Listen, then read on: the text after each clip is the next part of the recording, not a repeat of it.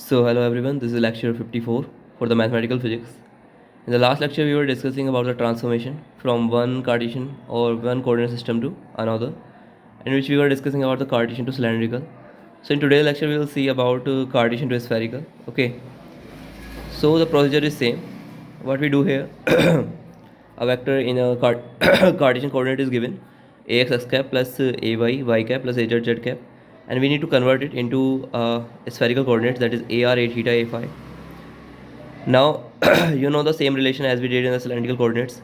We can write ar as a dot r cap. When you write these as, then r cap will give you 1, others theta cap and r cap will give you 0. This will give you 0, so only remaining will be ar after dot product. So that's how we can write this ar into this form, a theta into this form, and a phi into this form. Now this a is same, so whether we can take this one or this one. So we will take this one to find this ar, a theta, a phi, because only we know the ax, ay, az. So ar will be a dot r. Now in place of a, we will write this ax, then x cap dot r cap, y cap dot r cap plus z dot r cap. Same a theta, a phi. So same we did in the cylindrical coordinates also. So the procedure is same. Now what is changed here means there you need to find these, there you have to make a table to find these dot products. Now here also you need to make a table for the spherical coordinate system. So this is x cap, y cap, z cap, and r cap, theta cap, and phi cap.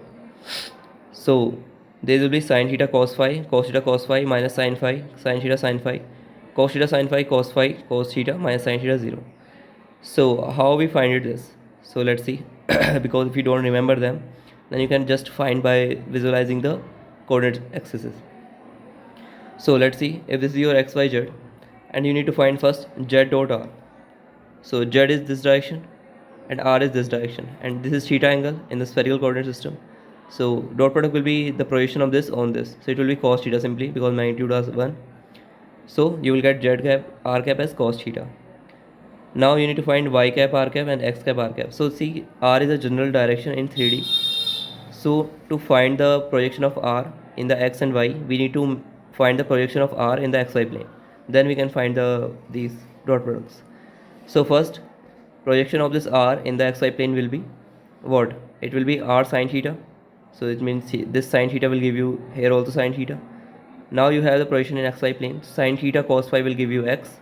So sin theta means with x cap, when you do the dot product, it will give you sin theta cos phi, and sin theta sin phi will give you this with y cap. So sin theta sin phi. That's how you find it, this thing. Now let's see this second column. So z cap theta cap. So z cap is this direction and theta cap is in this direction. Now take this right angle thing here at origin. So you will see this theta cap will be in this direction. So it will be 90 plus theta. So angle between z cap and theta cap will be 90 plus theta. So cos 90 plus theta will give you minus sin theta. That's why you get z cap theta cap as minus sin theta. Now see again for the x cap and y cap, you need to find a projection of theta cap in the xy plane. Only then you can find these projection in the x and y or dot products. So now how you can do this? So take this theta cap in the xy plane. It will go like this inside. Then so look it like this, means take this theta cap into this at this origin. It will go like this. Now this angle, this complete angle with the xy plane will be 90 minus theta, and this phi angle with this makes the complete 90 angle. So 90 minus 90 plus theta. So again this will give you theta. Between phi cap and the xy plane it will be theta. So projection on xy plane will be cos theta. Now it is projection is cos theta. Now you can find the x cap dot product with x cap and y cap. How? It will be again cos theta sin phi will give you with this, and cos theta cos phi will give you projection with x cap. So that's how I find it, this y cap theta cap and x cap theta cap will be cos theta cos phi, cos theta sin phi. So the projection of theta cap was in the xy plane was cos theta. Then you did the dot product, then you find it as cos theta cos phi and cos theta sin phi. So that's how we did this. Now let's see for this z cap phi cap. Z cap in this direction, phi cap in this direction. It is perpendicular to z cap, so it will give you 0. Now x cap phi cap. So x cap in this direction and phi cap in this direction. So see, This is just same as we did in the cylindrical coordinate system. This will be 90 plus phi for the phi cap x cap, so it will give you cos 90 plus phi will minus sin phi. Same for this y cap, you will get angle between phi cap and y cap as phi, so it will be again cos phi simply. So that's how you find it this table. Now if you have this table, so you simply convert any coordinates in the Cartesian coordinate into the spherical coordinates. How? You will substitute in place of these dot products these values directly, and you know what is x. X is r sin theta cos phi, y is r sin theta sin phi, and z is r cos theta. From here, because this is r, then it will be r sin theta here, and r sin theta cos phi will give you x, r sin theta cos sin phi will give you y, and r cos theta will give you z. So that's how you find it this. So in place of x, y, z, you will write this, and in place of dot products, you will write these. So you will get your coordinates in the spherical coordinate system. So let's take an example first. So if a vector is given x cap plus y cap plus z cap, so ar will be a dot r, so it will give you this. Now see, you will get ar from here will be r. You can solve this. It will be simply sin square theta cos square theta, and it will resolve to ar equal to r. It's a simple thing. And a theta you will get 0, a phi you will get 0. So you can write this vector in the spherical coordinates as r cap plus 0 theta cap plus 0 phi cap. Okay, now you can do the reverse also. Means if ar is equal to r, then you can find the x, y, z. So ax will be a dot x cap. So what is a? A is r cap dot x cap, and c other terms will be 0 because you have a phi equal to 0 and a theta will be 0. So that's why it will be a dot x cap only. So it is r dot x cap. So r cap dot x cap is sin theta cos theta. From here, sin theta cos phi. So it is sin theta cos phi. Now this r sin theta cos phi is what? It is x. From here, this is x. So that's how you can write. Same you can solve for ay. It will be a dot y cap, and az will be a dot z cap. They all will give you yz. So you will get your coordinates in the Cartesian coordinate as x, y, z. So you can simply solve them just the same as in the cylindrical coordinates. Now if what you need to convert spherical coordinates to cylindrical coordinates, so you don't use the direct formulas. There is no direct formula. You can convert first spherical to Cartesian, then you can convert the Cartesian into cylindrical. So that's how you can convert the one coordinate system to another. Okay. Now let's move to the new topic, that is gradient. What is the meaning of gradient? So you know, in the 1D cases, when we have a simple function which is a function of x and you have fx, then how we write the change in x? So it is simply derivative. Means let function be a function of x only. If x is x plus dx, the change in function f is given by df equal to del f by del x dx. So you can write d also, because it is depending on only one variable, that is x. So it is df by dx, dx will cancel out, you will get df again. So this represents the change in df, this thing. And what is this? This is your slope. And you know what is slope? Slope is defining, means how our function is changing at any point is defined by the slope. So more the slope, more will be the change. So that's how we define in one dimension. But we already know this case, okay? But we need to find these changes and all of things in the 3D cases now. Now let's, in place of f, which was in one dimension, we have a v function which is in 3 dimensions, x, y, z, depending on the x, y, z. So let v, x, y, z be some scalar, and x, y, z is changing to x plus dx, y plus dy plus z plus dz. So our x, y, z are changing, and so v will be also be changing. So let's find what is the change in v now. So change in function v is given by this. You know this expression because now it is in the depending on 3 variables. So we'll take the partial derivatives. So dv equal del v by del x dx plus del v by del y dy del v over del z dz. Okay. So now you can represent this thing in this also. Means you can take del v by del x, x cap, means this is simply dot product of two vectors. It can be of dx, dy, dz is another vector, and del v by del x, del v by del y, and del v by del z are another vector. So dot product of these two vectors can be represented in this form. So you can write this in this form.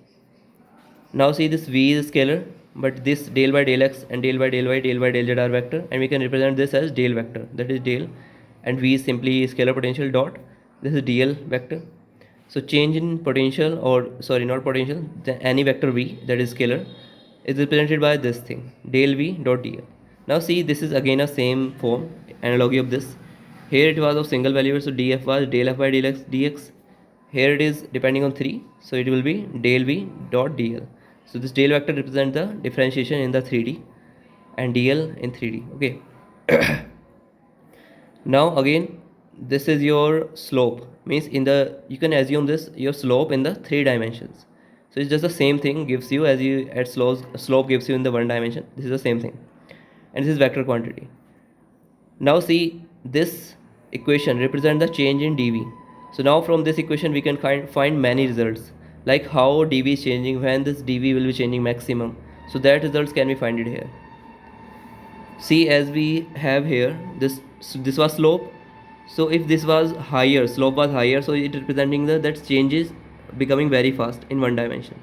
But if the slope is lower somehow, like here, then slope represents that change in this function is very slow. Okay, so that's how we can just see that by slope that how our function is changing.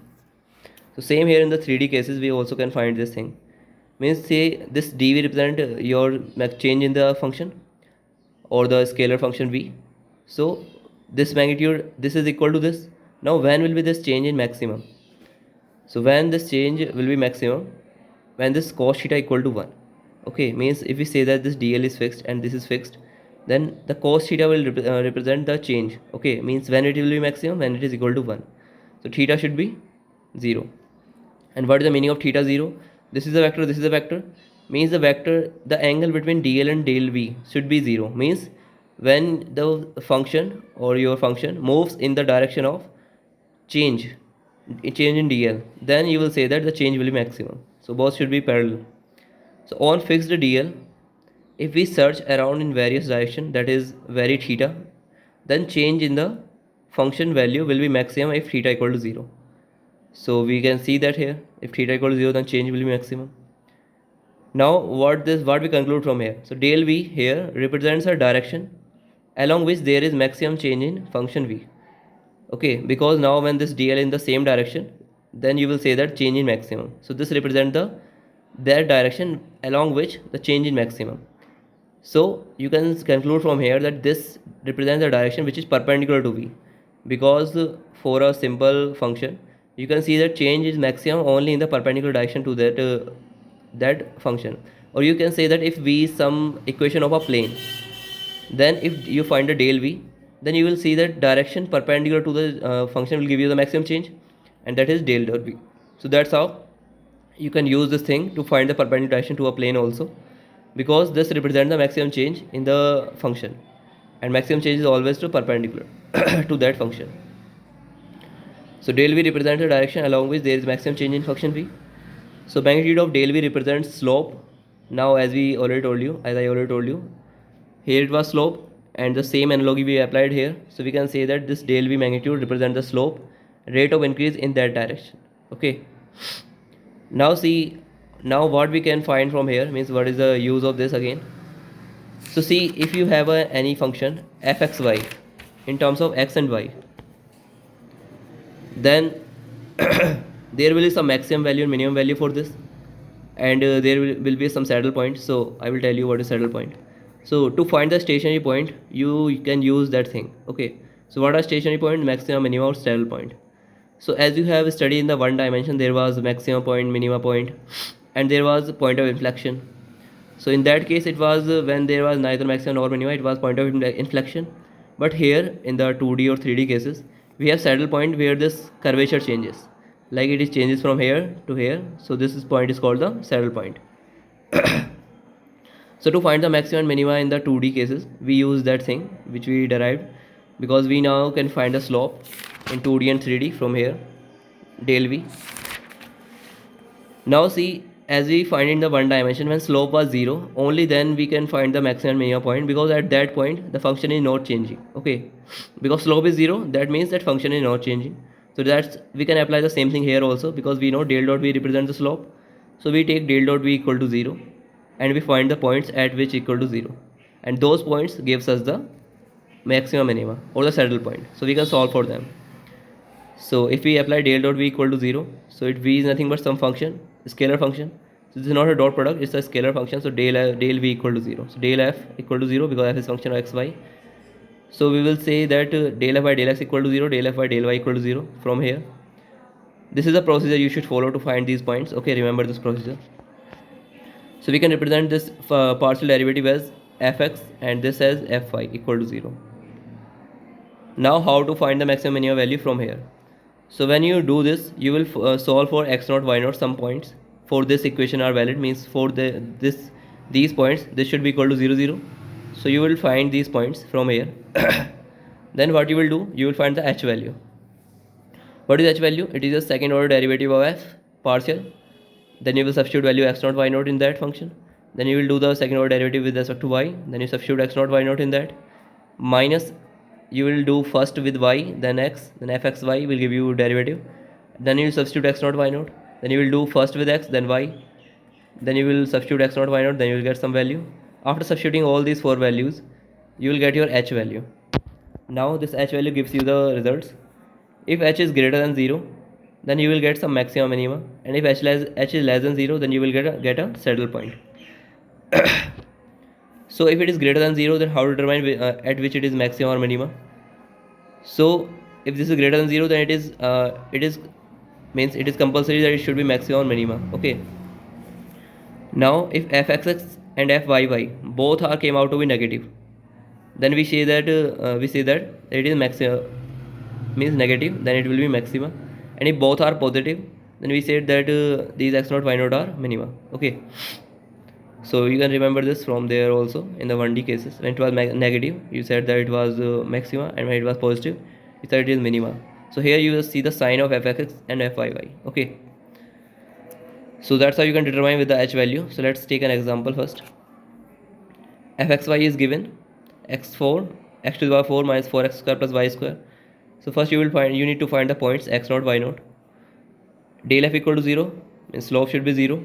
So fx x cap plus fy y cap, this represents the partial derivative, this also.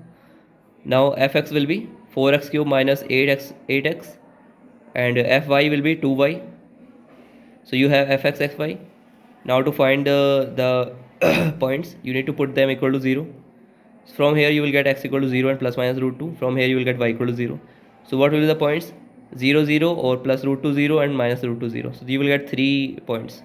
Now you need to check for all of these points at which you are getting maxima or minima or saddle point. So how you check this? You will find the h value for them. So for h value you need to find the second order derivative of f. So first is this, second will give you 12x square here and minus 8. And same for fyy, you will get 2. Now you will substitute one by one, fxy and fyx equal to 0. So h value will be simply 2 multiplied 12x square minus 8. Okay, from here. Now first you will substitute 0, 0. For 0, 0 you will get h equal to minus 16, that will be less than 0. It means at 0, 0 you have saddle point. Then you will check for root 2 0 and minus root 2 0. So at root 2 0 you will get this value 32, which is greater than 0. And for minus root 2 also you will get the same value because it is square, x square here. So for both of them it is greater than 0, so it will be minima. Okay, for both these points. So that's how you can determine from the 3D cases or 2D cases that at which points our function is maxima or minima or there is saddle point. Okay, so that's it for today. In the next lecture we will discuss some more. So thank you everyone.